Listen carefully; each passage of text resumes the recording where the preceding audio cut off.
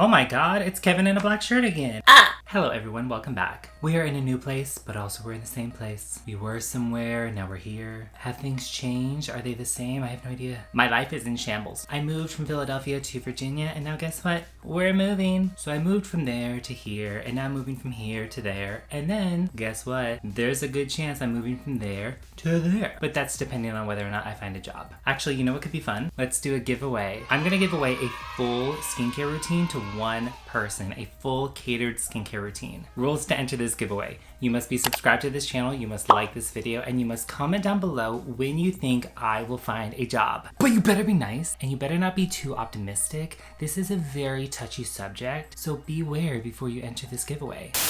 Hey, what it do? Future Kevin here, still in a black t-shirt. What I meant to say was whoever's guess is close enough to the date where I actually get a job, that is the winner. Thank you, and back to your regular scheduling program.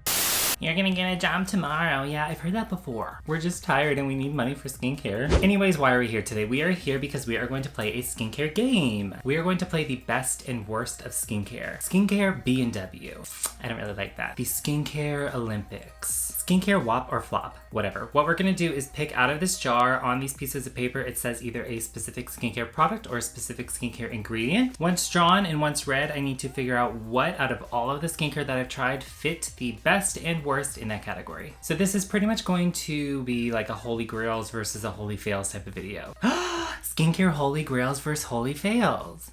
I kind of like that. This is just a fun way for me to play and be entertained by myself. All right, first one. First one is moisturizer. So for moisturizer, it's actually pretty easy for me. There's one that I will always go back to, and it's actually a newer find for me. And then there's one I truly, truly hate, and it is the worst moisturizer I have ever tried in my life. And I highly, highly recommend that the brand discontinue that moisturizer. For best moisturizer, we are going with the Soonjung 2 X Intensive Barrier Cream. And for the worst moisturizer, we are going with the Everyday Radiance Moisturizer by Honest Beauty. The 2X Intensive Barrier Cream is something that I believe my friend Rudy and Julia recommended over on TikTok. That moisturizer is so good for dry skin. It's so good for somebody using tretinoin and a retinol because your skin's just gonna be a little more dry and sensitive. It is a simple, no frills moisturizer. It's a little on the thicker side, but it's actually extremely lightweight on the skin at the same time. It's a beautiful, beautiful formula. I have repurchased that so many times and I've recommended it multiple times as well. It is beautiful and it's made me want to try more things from the brand like instantly. I was falling in love, and so many people on TikTok have picked it up from my recommendations, from Rudy, from Julia, and I have heard nothing but good things from everybody, whether you have dry skin, oily skin, combo skin, sensitive skin. Fantastic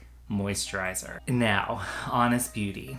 Baby, that moisturizer was literally my downfall. When I used that moisturizer, I had sent pictures to all of my friends and they were like, stop using this immediately. Your skin looks sunburned. I don't know if it was like a chemical reaction to it. I don't know if I was allergic to something, but my skin was inflamed, it was red, it was angry, irritated, all of the above. Unfortunately, I didn't look at reviews prior to purchasing this product. I just picked it up right when I was at Target one day, but many reviews say the exact same thing. This moisturizer needs to get off the market. It is a horrible, horrible moisturizer. I think it's a moisturizer with vitamin C. I have a lot of experience with vitamin C, so I should not be getting irritated like that, even at a higher concentration. I think we'll get into vitamin C in a little bit and we'll talk about one that's at an extremely high concentration. And I did experience some sensitivity with that, but nothing like this. This is the worst moisturizer of all time. No cap, take it off the shelves. Next one is vitamin C. Did I do that on purpose? Maybe. Okay, vitamin C is a hard one because I actually have a lot of experience with it. I've tried many products and it's one of the ingredients that I recommend everybody has in their morning routine. I'm somebody that really believes in a really strong and effective vitamin C, but at the same time, some are just way too strong and way irritating because vitamin C is a finicky product. Two vitamin C's in particular stand out that could be the best for me, and I believe I'm gonna go with the L'Oreal Vitamin C Serum. As far as the worst vitamin C goes, I do not have to think about this at all. Vitamin C suspension 23% and hyaluronic acid 2% from The Ordinary. Disgusting. All right, let's start out with the L'Oreal one. The L'Oreal Vitamin C Serum has so much information on their website. It gives so much information about how it's stabilized, how they're not going to deal with oxidation, especially from the light and the air. Because vitamin C, when you open it, it's prone to start oxidizing and it's prone to start becoming defective, pretty much just because it's a finicky product. It's really unstable. So L'Oreal is giving you all this information online about how they are ensuring you that you are getting the optimum results from this vitamin C without worrying about all that finicky like destabilization pigmentation or irritation that you can get. It's a strong yet effective vitamin C percentage. It's at 10%. It's a really effective product and I really love it. It has faded dark spots of mine. It brightens the skin in general. And it's more of a creamy serum. It's much lighter than a moisturizer, but it's thicker than a serum. It's not really a watery consistency and it comes in a tube, so you kind of have to squeeze it out like a cream. But I love that and I recommend it. I know L'Oreal can sometimes not be too exciting, but it's a fantastic vitamin C serum. And a 10% vitamin C serum is a great place to be at. Not 23% like the other one, so let's talk about that. So I started to believe something with me, my skin, and the products that I was gravitating to, and I think a lot of people get like this, especially when they start out with skincare. When I try more and more skincare, I think to myself like, oh, I'm going up and up and up. I'm gonna get to the highest percentage possible of whatever ingredient because I can stand it because I built my tolerance to that. So vitamin C, I'm like, I don't want anything below a 10% if there's a 23% on the market. With retinol, I was like, I don't want a 0.5%, I want a 1% because that's on the market and I should get that because that's gonna give me the optimal results. That's not true. You don't need the highest percentage of something to get results from that ingredient. And I was mistaken just like a lot of people, and I figured I was gonna go for that higher percentage and I'm gonna get more results. Not the case. What was the case was irritation and angry skin. This product is gritty. I believe they encapsulate that vitamin C, or they put vitamin C powder in the cream of the serum. And that's supposed to be a way to stabilize that vitamin C so it doesn't oxidize and it doesn't destabilize. But what that gives you is a really nasty experience when using this product. That 23% is just too much. I don't think anybody needs this product and it just irritated my skin way too much. It's nasty. On to the next one. Hyaluronic Acid. Hyaluronic acid is starting to get more boring to me. It is in everything. You do not need a designated hyaluronic acid serum. However, there are many on the market. So if you're going to get one, let's discuss. Best one that comes to mind is the Osea Hyaluronic C Serum. Worst one is the Hada Labo. I feel like that's like a cult favorite, so I'm probably gonna get some hate for that. The Hyaluronic C Serum from Osea is a beautiful formula. It is so thick and juicy. It is so hydrating and it really gives you that plump experience that you're looking for when you gravitate to a hyaluronic acid serum. The Hada Labo one, it's just not, it's not it. It's not as hydrating, it's not as pumping, it doesn't feel as good on the skin. I find it to be a little tacky. The Osea one is not tacky whatsoever. The only good thing about the Hada Labo one is the size of the product. You get so much hyaluronic acid for such an affordable price, and it's in a huge bottle. So that's the only pro, but Osea I do know is a little expensive, but it is beautiful. So if you're gonna get a hyaluronic acid serum, you do not need one, but if you're gonna get one, I highly recommend the Osea one. Next one.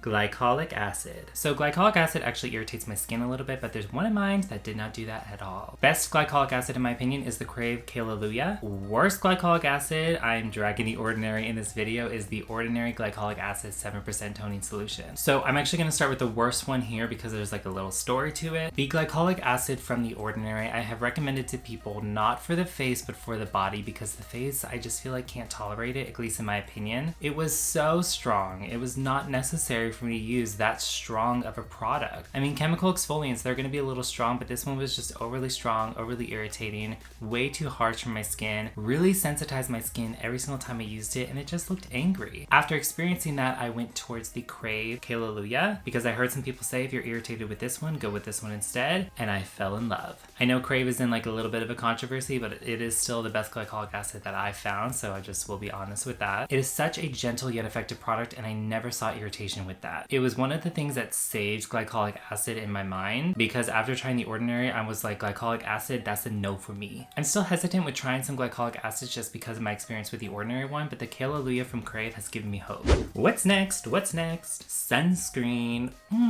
We are in a sunscreen sunscreen war with people right now. I don't know what TikTok has really turned into. I'm sure I played a little part in it, but I just feel like sunscreen right now is such a hot topic. It's insane. People are fighting over sunscreen right now. Like it's a little much. We've had some hits, some real low hits lately in the sunscreen skincare community. A lot of the sunscreens that I would have considered would be the best sunscreens are now off the market. So we're needing some reformulations for some of those sunscreens. But in the meantime, I will say my favorite sunscreen at the time is the Elta MD UV Clear. Worst sunscreen for me would be the CeraVe Mineral Sunscreen Lotion.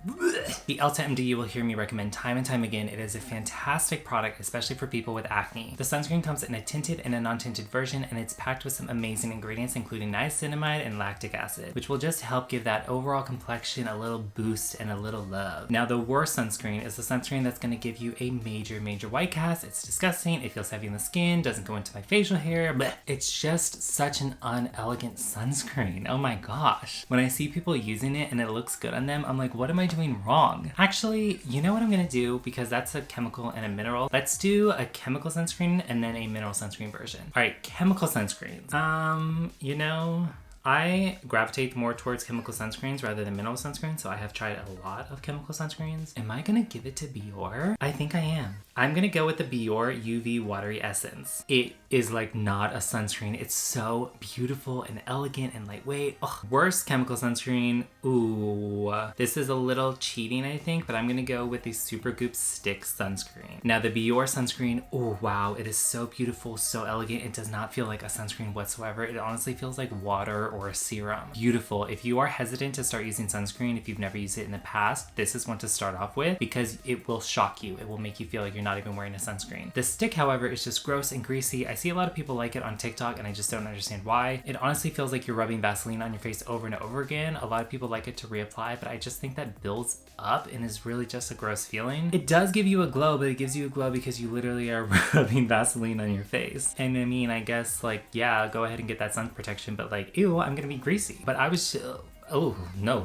Mineral sunscreens. Now, I have been on the hunt for the best mineral sunscreen, and y'all, I think I've already tried the best mineral sunscreen. And I think that's why I get a little disappointed every time I try a new one. Best mineral sunscreen, I'm going with the Color Science Total Protection Face Shield in Glow. Worst mineral sunscreen, I'm looking at it over there on my shelf, is the Bliss Blockstar Sunscreen. The Color Science Glow, oh my gosh. You need it in your life. It gives you a little bit of coverage. The glow is beautiful. It's not a shimmery glow. Like, it doesn't have like pieces, like particles of glitter, but it gives you a beautiful sheer coverage, that beautiful healthy glow to your skin. It's really lightweight, rubs in really nicely, and the brand also just came out with different shades of mineral sunscreen, which is the first that I've ever seen, and it's amazing because a lot of times mineral sunscreens will not work for you if you have a darker complexion. So it's really nice to just see a brand take that into consideration, because zinc is gonna give you a white cast, so you gotta go with the tinted version of a mineral sunscreen. Now the Bliss Blockstar one, nope. It just felt greasy, silicone-y on the skin, it transferred all over the place. I just was not a fan at all. It was just, yeah, I just don't think it's a really great formulation. Okay, what's next? Oils, like face oils. I love me some oils. I'm gonna stick to oils that you use at the last part of your routine, not a first cleanse, so let's do that. Whew.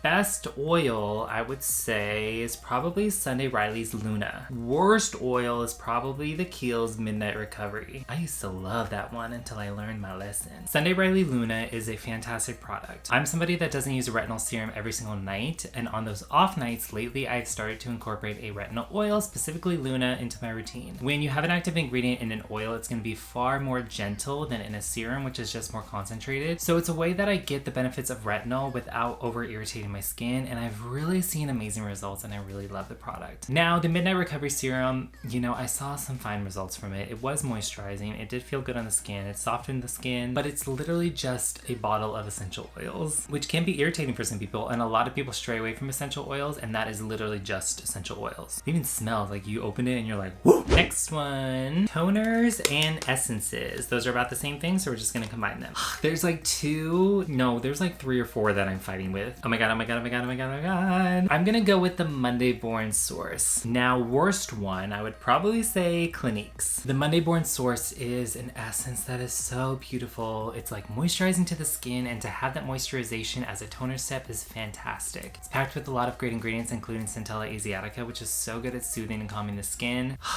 That thing is nice. That thing is really nice. My dry skin like sucks it up. Clinique's is nail polish remover. That is alcohol that you're rubbing on your face. That is acetone. A lot of people like the Clinique one because it's refreshing and it's cooling to the skin, but I think it is that alcohol that you're feeling, because I do believe denatured alcohol is really, really high on the list. And I don't really mind denatured alcohol, especially in sunscreens, because it does act as a delivery agent. And a lot of times I hear that it does evaporate really quickly once it hits the skin, but I just don't want it so high in what's supposed to be a hydrating step. I think the Clinique one is more of a traditional old school type of toner, and Monday Born Source is just showing like the innovation and the progression that we've gotten with these toners and essences. Last one is cleansers. All right, so there's one that definitely comes to mind for the best one. That is the Naturium Cleansing Gelée. Worst one, I think I'm gonna say, I'm so sorry to all dermatologists out there, but I'm gonna say the Cetaphil one is the worst. Dermatologists everywhere are like, unfollow, unfollow, unfollow. But I have a reason,